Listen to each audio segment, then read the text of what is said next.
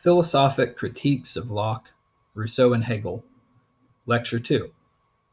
In the last lecture, I gave a general introduction to this part of the course, and then I spent some time giving a summary of the basic principles of the American founding: natural equality, unalienable rights to life, liberty, property, free exercise, the pursuit of happiness, the insecurity of our rights in the state of nature, the need to establish government for the purpose of securing our rights, the need for government to be based on consent, since we are naturally free, the powers of government, legislative, executive, and judicial, and the need for separation of powers, checks and balances, and elections in order to keep government from abusing its powers. So now we finally move on to the critiques, and we begin with Rousseau. Rousseau was French speaking. He was a Genevan. His major writings were in the 1750s and 60s. So he comes, almost a century after Locke.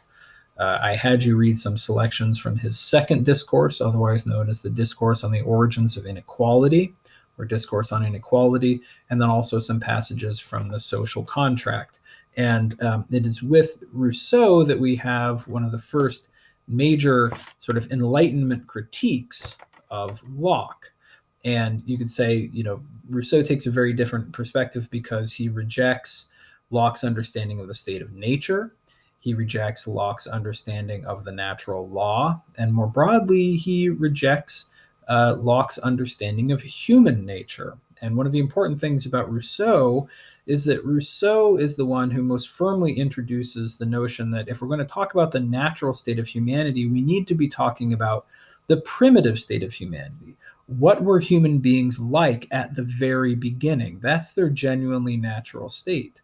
And there's a big difference, according to Rousseau, between how human beings are originally and what we become over time through history, to such an extent that human beings are almost radically different beings than we were at the dawn of the species. That's Rousseau's approach.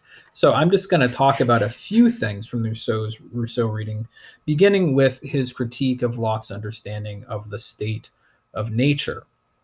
So again, for Rousseau, if you're going to talk about our natural state, what you have to be talking about is what was the human condition like at the very beginning, before things like human inventions, human customs, human ideas, and other sort of historical developments started to change things, right? What are we simply by nature prior to anything that custom or history might have done to alter us? And for Rousseau, the state of nature is really a state of primitive animality, that human beings aren't even really rational in the state of nature.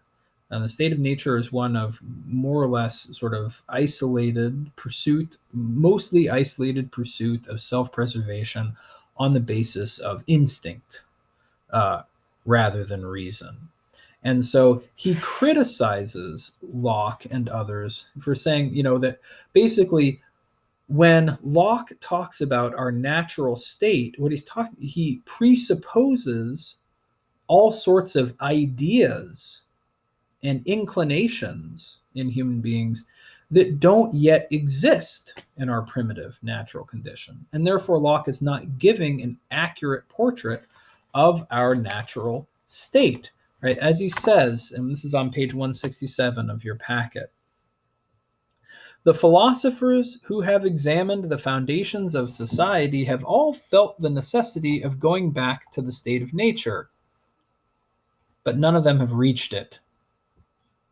Some have not hesitated to attribute to man in that state the notion of the just and the unjust, without troubling themselves to show how he had to have that notion, or even that it was useful to him. So is it the case that by nature we think in terms of justice and injustice? Do those ideas even make sense in our natural condition? Others have spoken of the natural right that everyone has to preserve what belongs to him without explaining what they meant by belong. So in other words, they say that we have a natural right to preserve our property, but without explaining whether it is actually the case that by nature there is such a thing as private property or a concept of private property. Still others, giving the stronger authority over the weaker from the first, have forthwith made government arise, without thinking of the time that must have elapsed before the meaning of the words authority and government could exist among men. So in other words, a lot of philosophers, he's saying, talk about the origin of government without talking about how it was that human beings could have developed in the first place these notions of authority, legitimate authority, and those kinds of things. Do we naturally have an understanding of authority, or is that something that develops over time? And finally, he adds, all of them finally speaking continually of need, avarice, oppression, desires, and pride, have carried over to the state of nature ideas they had acquired in society. They spoke about savage man, and they described civil man. End of quotation. So in other words, what he's claiming is that Locke, Hobbes, and other political philosophers, they see, yes, we need to talk about human nature and our natural condition in order to understand the origin and purpose of government. But then when they turn to talk about the natural condition of human beings, they import all sorts of ideas and behaviors that only developed later in human history, that aren't original and therefore can't be used for thinking about the basis of government. Right. So that's his account of that's it. So he will argue, and I didn't have you read much of this, but he basically argues if you really want to understand the state of nature, you have to go back prior to society. And Rousseau really holds that human beings in the pure state of nature are largely solitary beings that pursue very basic bodily needs and nothing else in a rather peaceful way.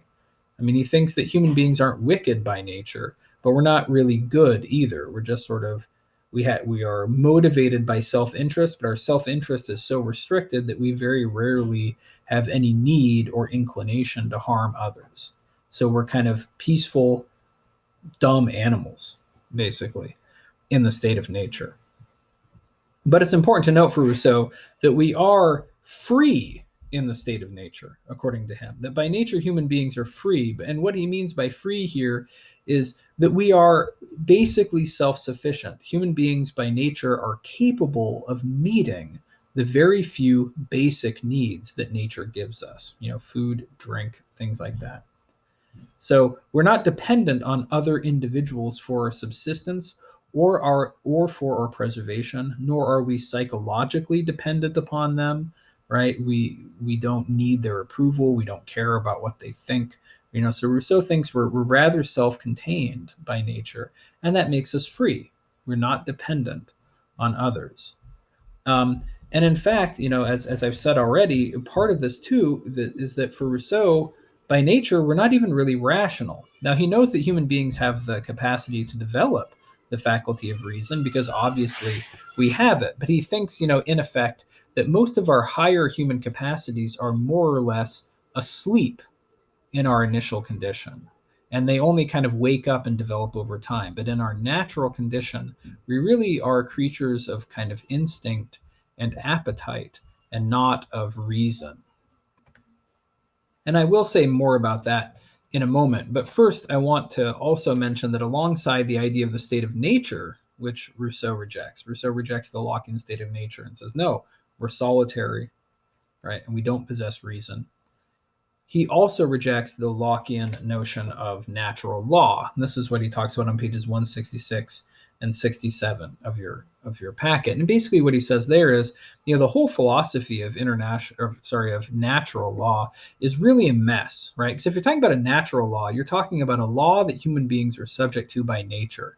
That means it's got to be a law that we are capable of recognizing by nature, that we are naturally capable of recognizing and conforming to.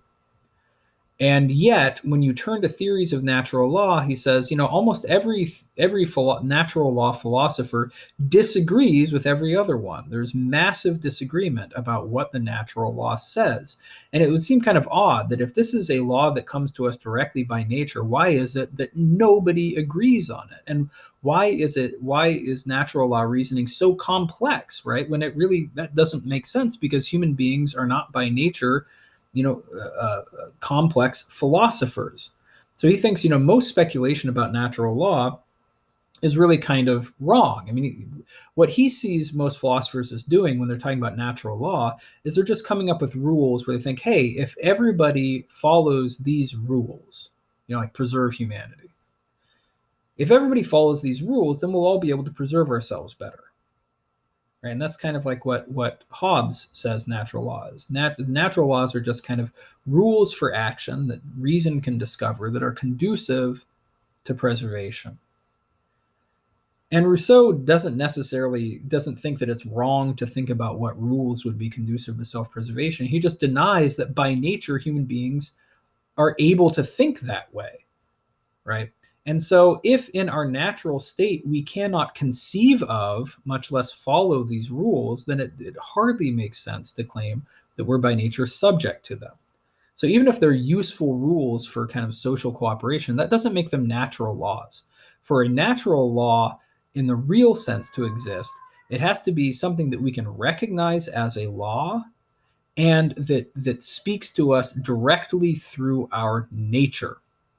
That doesn't require a lot of complex reasoning that human beings are only capable of engaging in after they've left the state of nature. That's why Rousseau argues at the top of page 167 in your packet that, in our natural state, we're not governed by reason or any kind of rational conception of natural law, but really our activities are governed by our desire for self-preservation, which is itself tempered by a sense of pity, an aversion to suffering. And I'm not going to get into all that. If you're interested in Rousseau, you can read his Discourse on Inequality. It's very fascinating, but we don't have time for that here. So the important thing for you to recognize here is just simply that Rousseau does not speak in terms of natural law for the most part in his political thought. And you'll see that in the Social Contract too. In the state of nature, we can't conceive of the kinds of laws that people like Locke and Hobbes have proposed. And it is actually the case that natural law, the concept of natural law, and even the concepts of natural right do tend to decline after Rousseau in political philosophy. Nowadays it's almost exclusively, I think, Catholic philosophers who talk in terms of natural law. Nowadays, people tend to talk more in terms of things like human rights rather than natural rights. But we don't tend to think of nature as being a source of rights and obligations. Wherever our rights and obligations come from, it's not directly from nature.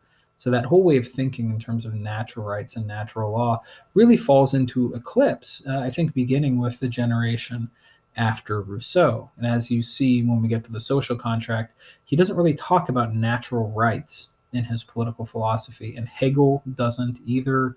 To a large extent, Kant. Our rights come to be derived from elsewhere rather than nature. So you have this rejection of natural law and natural rights. And, as you can see in that short passage on page 169, Rousseau also quite emphatically denies the notion that there is a natural right to private property. As he says, and this is at the beginning of the second part of the second discourse, is on page 169, the first person who, having fenced off a plot of ground, took it into his head to say, "This is mine," and found people simple, which is to say stupid enough to believe him, was the true founder of civil society. What crimes, wars, murders, what miseries and horrors would the human race have been spared by someone who, uprooting the stakes or filling in the ditch, had shouted to his fellow men, "Beware of listening to this impostor. You are lost if you forget that the fruits belong to all and the earth to no one." But it is very likely that by then things had already come to the point where they could no longer remain as they were. For this idea of property, depending on many prior ideas which could only have arisen successively, was not conceived all at once in the human mind. It was necessary to make much progress, to acquire much industry and enlightenment, and to transmit and augment them from age to age, before arriving at this last stage of the state of nature. So in other words, the very idea of private property is something that only develops later on in human history. And it doesn't make sense to say that by nature we have a concept of private property, much less a right to it. Okay, so having disposed of the state of nature, having disposed of natural law or natural right, just need to say a little bit more, broadly speaking, about Rousseau's conception of human nature, because Rousseau's conception of human nature very importantly opens the way to subsequent philosophers such as Hegel, who tend to look more to history and culture rather than nature in order to understand what is distinctively human and what our rights and duties are. So remember, for Rousseau, in our state of nature, we are primitive animals without reason, without language, without even really sociability. But then the question becomes, so what really distinguishes human beings from the other animals? What is Rousseau's anthropology? For Locke, takes the traditional philosophic position of arguing that human beings, obviously we're bodily beings, but we possess a soul or a mind. We have reason and we have passions. They are imperfectly ordered, but we have those things by nature. Whereas for Rousseau, it's different. He begins, and this is near the middle of page 167, by saying, look, animals like human beings have senses, and any being that has senses has ideas, like mental pictures of what they're sensing. So human beings aren't really distinguished from animals by things such as thinking, the use of ideas. I mean, he thinks, human beings end up much more advanced than other animals in terms of thought, but it's a matter of degree. So there's not that kind of absolute difference. Human beings and animals have ideas. Human beings and animals think. So the thing that really distinguishes human beings, he says at first, is not the possession of the capacity to think and to understand. So it's not the fact that we are rational animals, as Rousseau or as Aristotle would say. That's not what distinguishes us. What distinguishes us is that unlike the other animals, we possess free will. Right? It is not so much understanding that constitutes the distinction of man among animals as it is his being a free agent.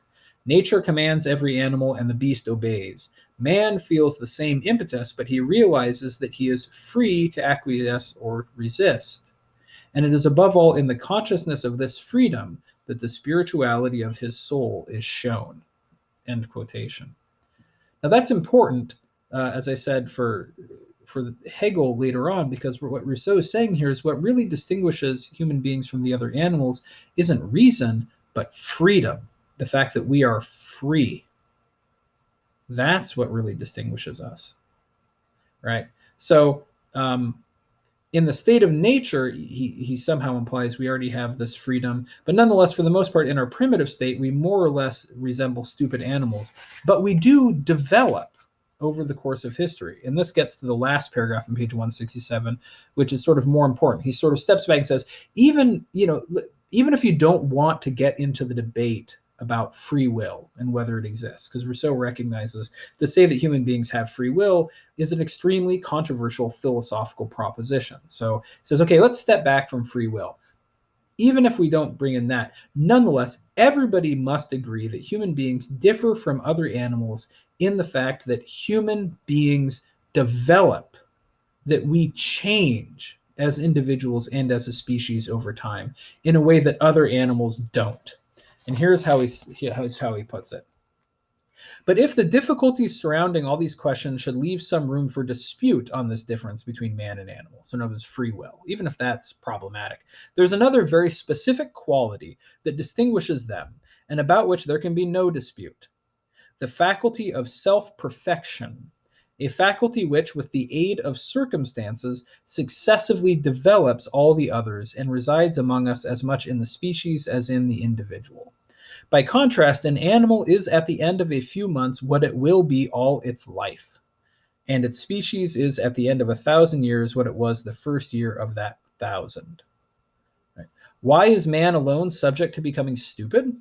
Is it not that he thereby returns to his primitive state, and that while the beast, which has acquired nothing, and which has moreover nothing to lose, always retains its instinct, man, losing again by old age or other accidents all that is his perfectibility has made him acquire, thus falls back lower than the beast itself? So in other words, this kind of idea that human beings change and develop over time. So when he says, when people become stupid, it's because they lose those things that they have acquired over time, those ideas and ways of thinking. Whereas animals, they're creatures of instinct.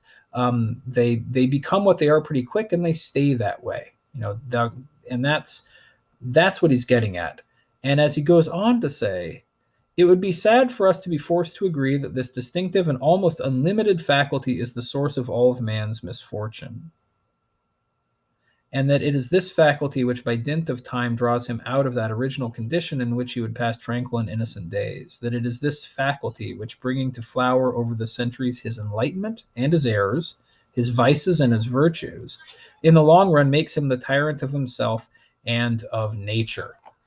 Right, and there you get an interesting distinction between Rousseau and Hegel, as we will see, which is that Rousseau is profoundly ambivalent about human history. His argument is basically this: in our natural state, almost everything that is distinctively human is just sort of asleep inside us. We live as dumb animals. Over time, over history, human capacities develop: the capacity to speak, the capacity for reason, the capacity to develop virtue, and all those things. Those capacities wake up over time as the human race develops this faculty of self-preservation. We are not simply creatures of instinct who are fixed from the start.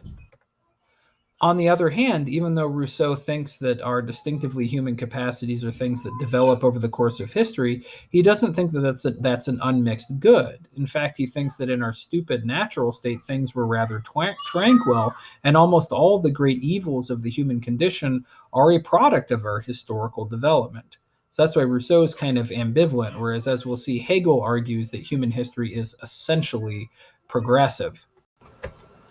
But at any rate, leaving aside the question of whether history is essentially progressive or not, it's important to see what this notion of the faculty of self-perfection does in terms of Rousseau's influence.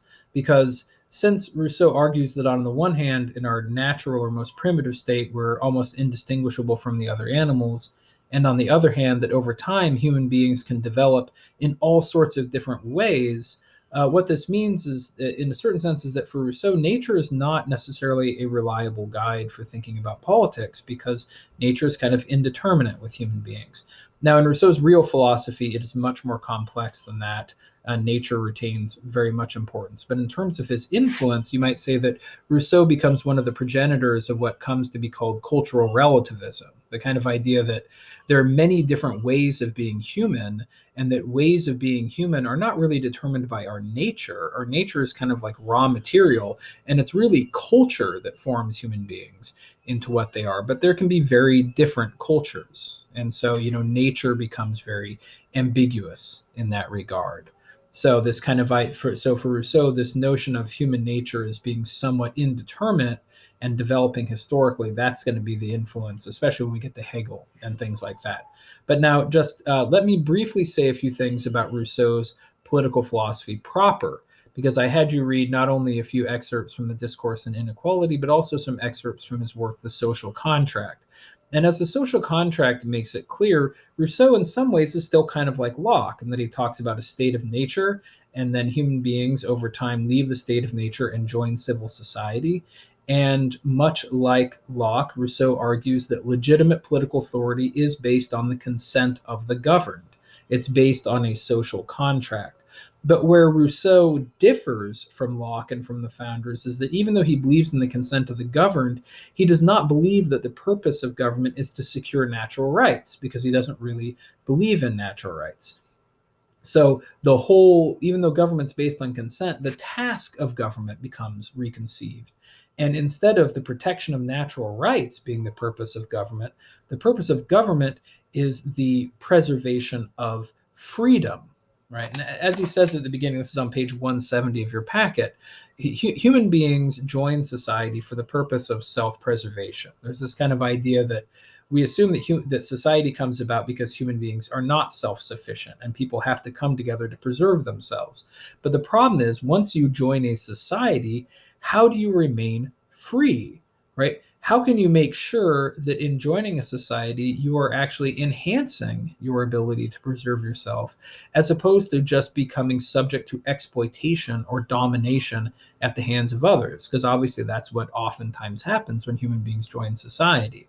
When they're in societies, for much of human history, they're not free.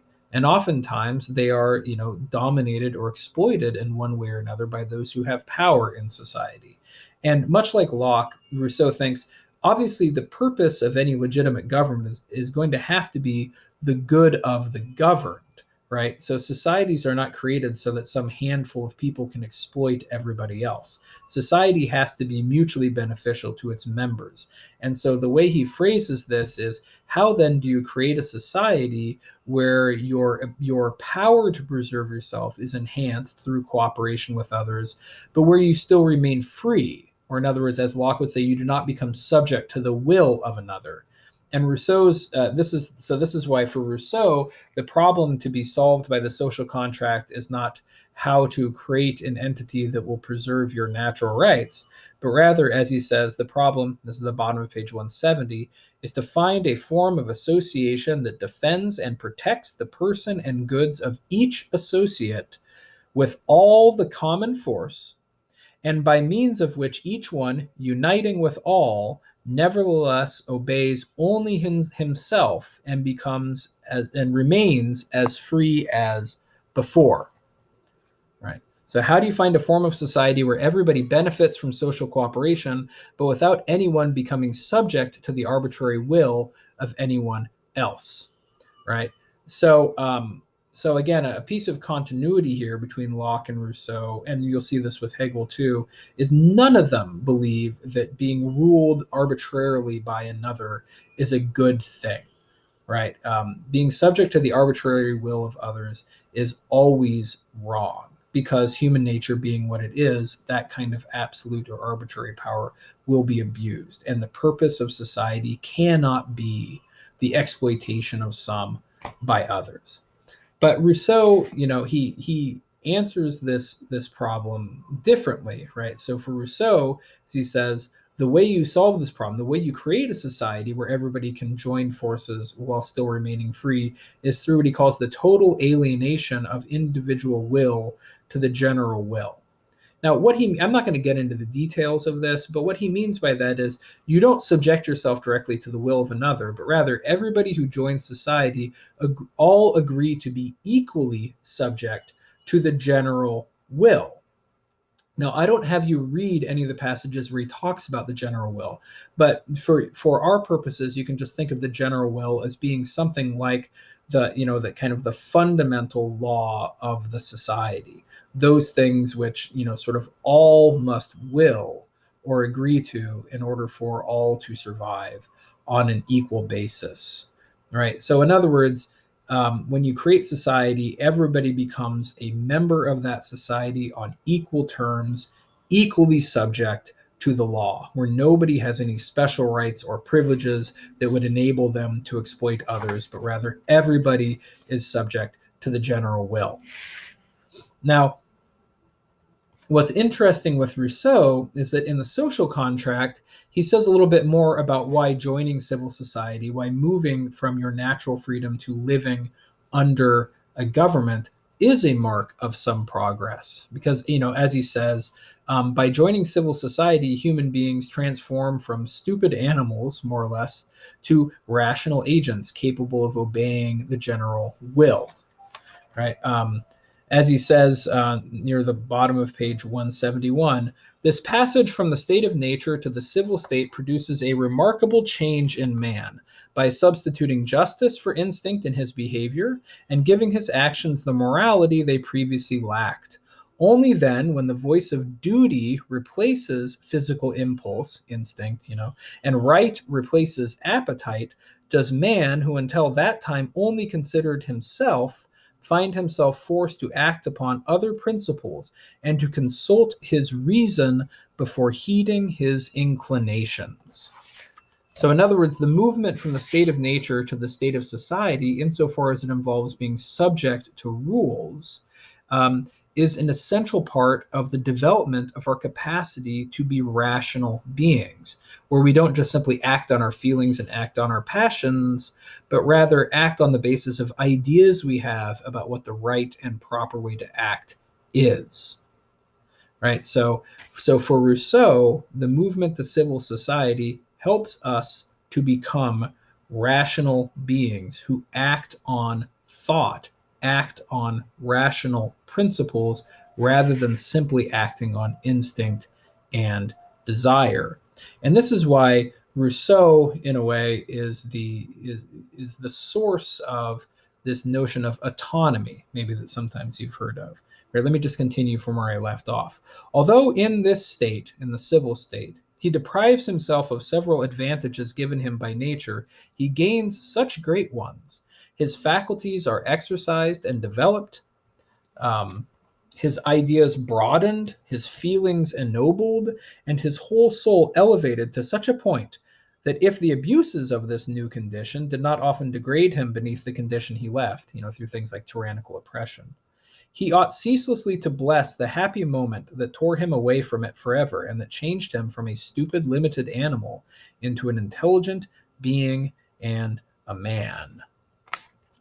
And as he goes on to say, it creates a situation where we can have what he calls civil freedom, which is to say, sort of be our own master within the law. We can have security and property. We can deal with one another as rational, respectful beings.